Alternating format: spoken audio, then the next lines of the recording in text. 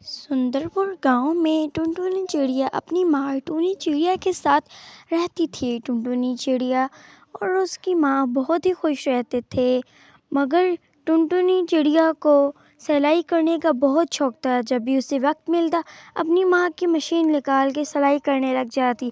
ایک دن اس نے سوٹ سلائی کیا اور اپنی ماں کو کہتی ہے، یہ دیکھو نا کتنا پیارا سوٹ سلائی کیا۔ واہ بیٹا، تم نے تو بہت اچھا سوٹ سلائی کیا ہے۔ واہ، ایسا لگتا ہے باہر سے لیا ہے۔ مگر انہیں چھوڑو، تم تو پڑھائی پہ بھی دھیان دو۔ کچھ دنوں کے بعد تمہارے اینول ایگزامس ہیں، بس فیل نہ ہونا۔ ایسے میں اب تم زیادہ ان چیزوں پہ دھیان نہ دو۔ ماں، مجھے ان پہ بہت اچھا لگتا ہے سلائی کرنا۔ میں سلائی کرنا چاہتی ہوں، پڑھنا نہیں چاہتی۔ مجھے سلائی کرنا زیادہ اچھا لگتا ہے، اس لیے میں سلائی کروں گی۔ مجھے پڑھنے میں کوئی انٹرسٹ نہیں ہے۔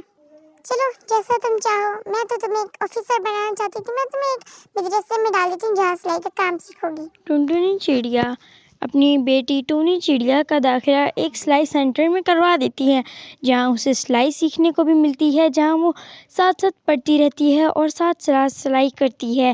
جب وہ اس کے رزلٹ ہوئے، وہ پیپرز میں پاس ہو گئی ٹنٹنی چڑیا۔ پھر کچھ دنوں کے بعد اس کے گھر ایک آنٹی آتی ہیں۔ تب اس دن گھر میں کوئی بھی نہیں تھا، صرف ٹنٹنی تھی۔ اوہ، ارے آنٹی، آپ آئی ہیں؟ ویسے آپ کون ہیں؟ میں نے آپ کو پہچانا نہیں۔ میری ماما ساتھ والوں کے گھر گئی ہیں۔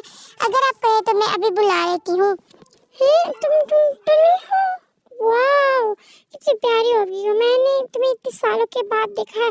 جب پہلے میں نے تمہیں دیکھا تھا تو تم 2 ماہ کی تھی، اب ماشاءاللہ سے بہت بڑی ہوئی ہو۔ وہ تبھی اپنی ماں کو بلانے کے لیے چلی جاتی ہے۔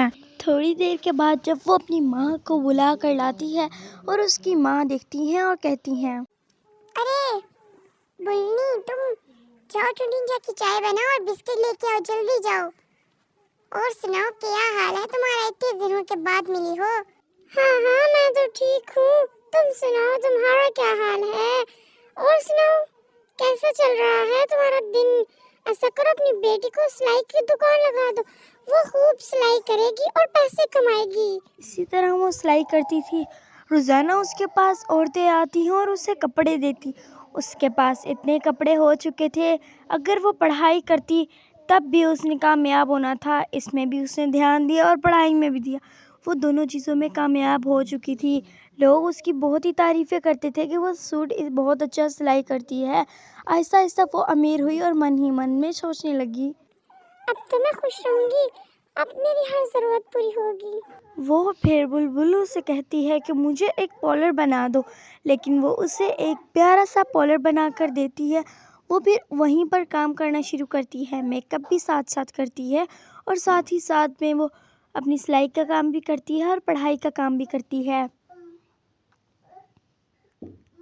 اس کا بن گیا ایبل سسٹرز کا۔ اس نے اپنی ایک دکان کھول لی اور وہاں روزانہ سلائی کر کے محنت کر کے پیسے کماتی تھی۔